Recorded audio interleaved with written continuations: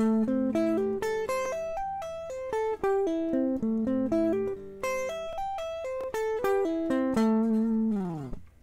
everybody, how's it going? This is Darrin Goodman from GuitarControl.com bringing you this video lesson.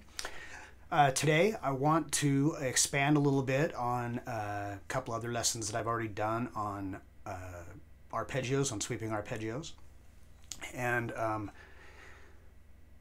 ones I've done before, we've done like the minor and the major. But I've had some people, so those are based off triads, or based off 3-note arpeggios. So I've had some requests to do 4-note arpeggios with sevenths. So that's what we're going to look at today. We're going to look at a minor seventh, a dominant seventh, and a major seventh arpeggio. So be sure to click on the link in the description for the tabs, and let's get close up and take a look at this. So another thing with these two is that I forgot to mention is that we're going to incorporate adding a note that we're going to tap. We're going to use our picking hand to tap one of these notes. All right, so let's first take a look at a dominant seventh arpeggio. So if we take the major shape that we already learned, and in this case I'm going to do all of these rooted on A. Now these are movable shapes, so you can do them anywhere you want, but I chose A just because it's kind of in a neutral spot here on the fretboard. Frets aren't too far apart, aren't too close together, because when you're first trying to do this, that can make it difficult. And this also just puts your hand in kind of a more natural position, and it's nice and friendly for the camera. All right, so for that major shape that we did before, we're on the 5th fret, or excuse me, the 12th fret of the 5th string with your 4th finger, and then to the 11th fret of the 4th string with your 3rd finger, 9th on the 3rd string, 10 on the 2nd, 9 on the 1st, and 12 with your 4th finger on the 1st.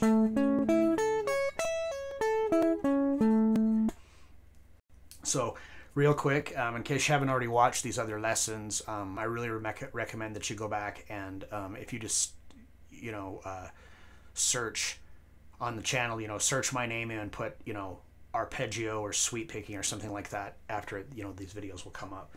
But with my right hand, what I'm doing is that it's a long continuous downstroke. So down, down, down, down, down, and then a hammer on to 12, and then a pull off, and then up, up, up, up.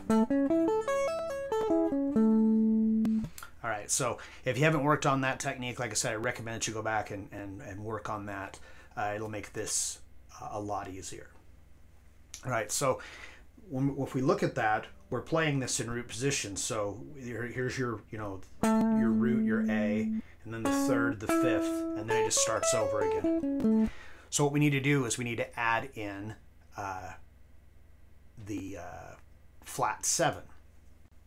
So it's really, it's simple to reach, but it's just, we're going to add another little element into what you have to do here with the arpeggio. So we're starting off the same. We're on the 12th on the 5th string, 11th on the 4th, 9 on the 3rd, and then we're going to do a hammer on to the 12th fret with your 4th finger, because that's your flat 7. So if when you're memorizing the shape of the arpeggio, it's always the same fret that your root note started on. And then just continue up the arpeggio, do that hammer to 12, and now we're also going to take a finger on your fretting hand, and we're going to tap the 15th fret on the 1st string, pull, pull, back to the 2nd string, and then this is the part that I always have problems with, that I screw this up all the time when I play it. I'll probably do it more than once during this demonstration. Okay, so tap, pull, pull, upstroke. And now when we come to the 3rd string, you want to put your 1st finger down on the 9th fret, simultaneously putting your 4th finger down on the 12th fret. So you can do an upstroke, a pull off, and then back down the arpeggio as normal.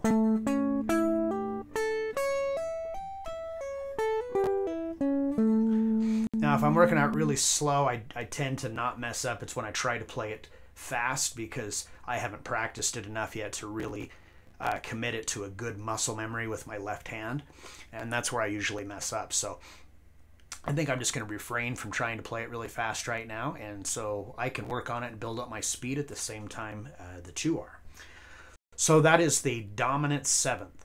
So a dominant 7th, just like when you're doing a dominant 7th chord, is that it's a major chord that has the flat 7th tone of the major scale added into it. So if we take an A major scale and we play up to the 7th note, 1, 2, 3, 4, 5, 6, 7, and we flatten that a half step, that's a G.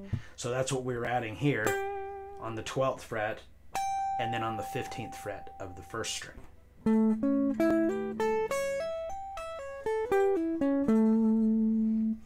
All right, so that's the dominant 7th. Next one we're going to look at is a minor 7th. So a minor 7th is the same as the dominant 7th. It's just that we flatten the 3rd, just like we do with a minor chord. So if we take that first arpeggio we looked at, the major one, and we flatten the 3rd a half step. So we're on the 5th fret of the 12th string, or the 12th fret of the 5th string with your 4th finger. And now when we go to the 4th string, we're going to flatten that from the 11th to the 10th. And then back to the 9th like normal. And then we're going to do that hammer on again to the 12th fret, to the 10th fret of the 2nd string. And now our 1st finger is going to have to move down. We're going to flatten that note that was on the 10th, or excuse me, the 9th to the 8th fret.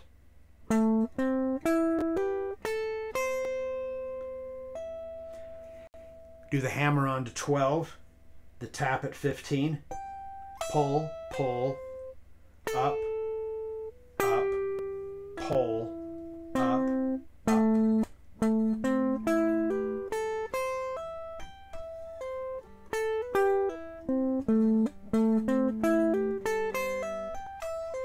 Whoops.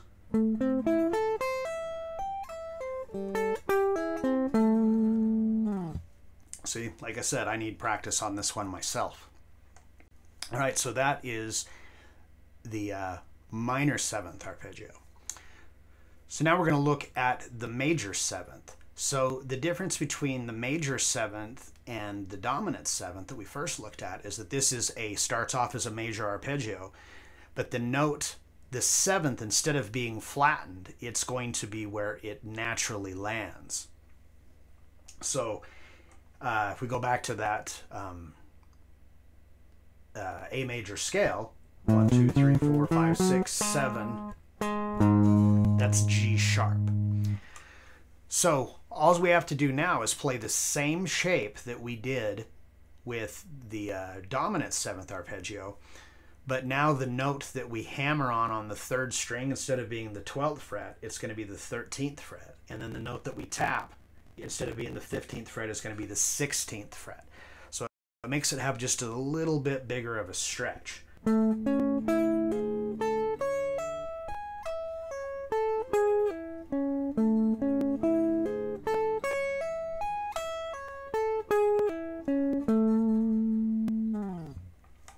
right, well, I hope you enjoyed that. If you liked the video, leave me a thumbs up. Be sure to subscribe to the channel. Leave me a comment down below. And, practice these up. Just work on them really slow until you build up your speed. They sound really nice, especially, if you're, if in a song, if, you're soloing and it comes up, an A minor 7, and you play that A minor 7 arpeggio right over the top of it. It just sounds really sweet because you're outlining the notes that are inside that chord. All right. Well, hope you enjoyed that, and until next time.